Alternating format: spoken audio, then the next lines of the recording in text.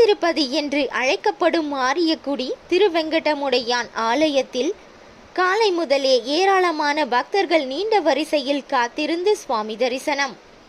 சிவகங்கை மாவட்டம் காரைக்குடி அருகே உள்ள ஆரியக்குடி கிராமத்தில் அமைந்துள்ளது அனைத்து மக்களாலும் தென் திருப்பதி என்று அழைக்கப்படும் திருவெங்கடமுடையான் ஆலயம்.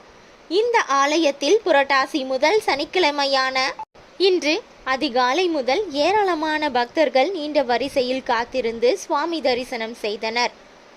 முன்னதாக திருவெங்கடமுடையானுக்கு அபிஷேக ஆராதனைகளும் நடைபெற்றது. பக்தர்களுக்கு துளசி தீர்த்தமும் பிரசாதமாக வழங்கப்பட்டது. அது மட்டும் அல்லாமல் 2024ஆம் ஆண்டு புரட்டாசி மாதத்தில் 4 சனிக்கிழமைகள் வருகிறது. இந்த 4 சனிக்கிழமைகளுமே மிக முக்கியமானவை, அதிக சிறப்புடையதாகும். புரட்டாசி மாதம் வருகின்ற